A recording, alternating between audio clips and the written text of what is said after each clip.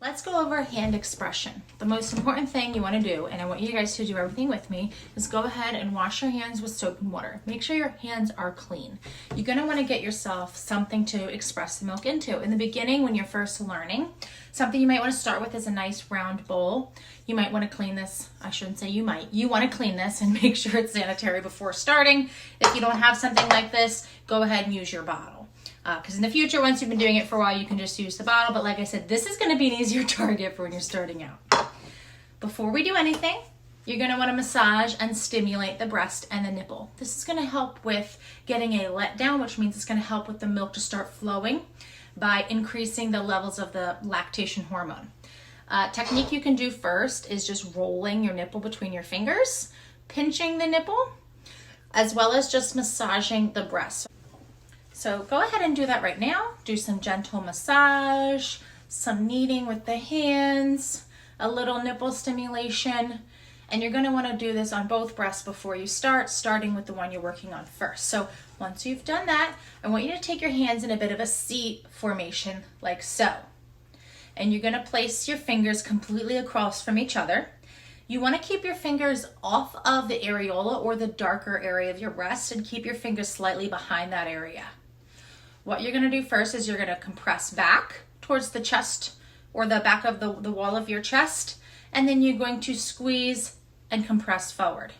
And you're releasing back.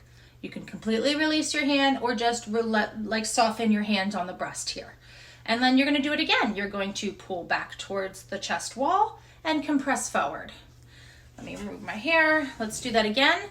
Compress forward and release. As you do this, before you move on to the next breast, you can rotate your hand and do the same movement as you rotate your hands around the breast. This way you're making sure to empty all of the milk ducts that you have by doing this rotation. And if you need to stop in the middle, you're noticing the milk's not flowing anymore, do a little more massage. Try to loosen up the milk that's in there and get things flowing again while you continue. The bowl might be easiest to keep right on a table in front of you, leaning forward and expressing into it. I sometimes find it easier on my lap like this, but you could do whatever's comfortable for you. Taking your time, this shouldn't be a rough, vigorous thing. This should be a nice, gentle process, and I just want to show you again that my hands are right here behind the areola, compressing forward, releasing back, compressing forward, releasing back.